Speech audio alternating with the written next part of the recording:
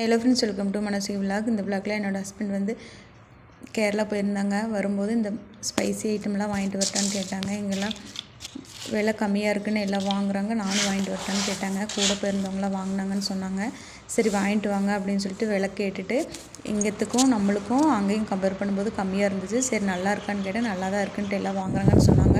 சரி வாங்கிட்டு வாங்கன்னு சொல்லிட்டு வாங்கிட்டு வர சொல்லியிருந்தேன். எல்லாமே ஜீரகம் வந்து 1.5 கிலோ, மிளகு 1 கிலோ, இந்த மாதிரி அப்புறம் ஸ்பைசி ஐட்டங்கள்லாம் வந்து ஒரு 1/2 கிலோ வாங்கிட்டு வர சொல்லியிருந்தேன்.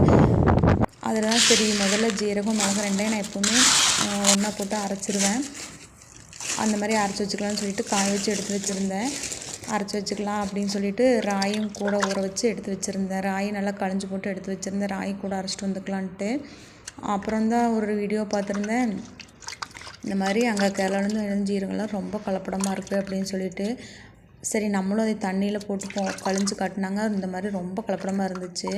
சரி நம்மளும் எதுக்கு தண்ணியில் போட்டு ட்ரை பண்ணி பார்க்கலாம், அப்படி இருக்கக்கூடாது அப்படின்னு நினச்சிட்டே போட்டேன். ஆனால் பார்த்தா அதே மாதிரி தான் ஆயிடுச்சு. நல்லா ஏமாற்றிட்டாங்க. அங்கே பாருங்கள், பூரா களிமண் மாதிரி இந்த மாதிரி மண்ணில் கலக்கி வச்சுருக்காங்கங்க. சுத்தமான ஜீரகமே இது ஜீரகமே கிடையாது. நல்லா களைஞ்சு பார்த்ததுக்கப்புறம் தான் தெரிஞ்சது இது வந்து இந்த பெருஜீரகம்னு சொல்லுவோம் இல்லைங்களா, அதுலேயே குட்டி குட்டியாக இருக்கிறத போட்டு இந்த மாதிரி ஏமாற்றிட்டாங்க. சோம்பு தான் இது, நல்லா பார்த்தா உங்களுக்கு தெரியும். அதே குட்டி குட்டியாக இருக்கிறத ஜீரகம்னு சொல்லிட்டு ஃபுல்லாக மண்ணை கட்டி வச்சு ஏமாற்றிட்டாங்க. இங்கெல்லாம் நம்ம ஊர் சைடெல்லாம் பருப்பை மண்ணை கட்டி போட்டு உடைப்பாங்க இல்லைங்களா, அந்த மாதிரி இதில் பூரா மண்ணை போட்டு கலக்கி வச்சுருக்காங்க. எப்படி இது கலப்படம் பண்ணாங்கன்னு தெரில. இது பார்த்தா ஆனால் ஜீரகம் மாதிரியே தான் இருந்துச்சு. தண்ணியில் போட்டு கலந்து நல்லா கழிஞ்சு பார்த்து தான் தெரியுது. அவ்வளோ மண் வருதுங்க. நானே ரொம்ப ஷாக்காயிட்டேன். இதை பார்த்ததுக்கப்புறமா சரி மிளகும் என்ன கலப்படம்னு தெரியல அப்படின்னு சொல்லிட்டு மிளகும் சரி தண்ணியில் போட்டு எடுத்து கழிஞ்சு காய் போடலான்ட்டு காய் போட்டேன். ஐயோ, இது பார்த்ததுக்கப்புறம் நல்லா ஏமாந்துட்டேன். வேறு வழியே இல்லை. நீ வாங்கியாச்சு, இது பெருஞ்சீரகத்துக்கு தான் யூஸ் பண்ண முடியும், ஜீரகம் இல்லை. அது கம்முன்னு இங்கேயே நம்ம ஊர்லேயே வாங்கியிருக்கலாம் டிபார்ட்மெண்ட்டில். சரி எல்லோரும் கூட போனவங்க, என்னோடய ஹஸ்பண்ட் கூட போனவங்க எல்லாம் வாங்கினாங்கன்னு சொல்லிட்டு அவங்களும் வாங்கினேன்னு சொன்னாங்க.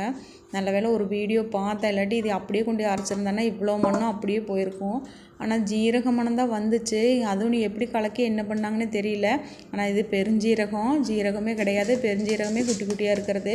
சரி ஒன்று ஆனதாயிடுச்சு, ஏமாந்தாச்சு, இனிமேல் வாங்காமல் இருந்துக்க வேண்டியதான்னு சொல்லிட்டு இதை நல்லா காய போட்டு எடுத்து வச்சாச்சு. இந்த மாதிரி நீங்களும் இந்த மாதிரி ஏமாந்துருக்கீங்களான்னு மறக்காமல் கமெண்ட் பாக்ஸில் கமெண்ட் பண்ணுங்கள்.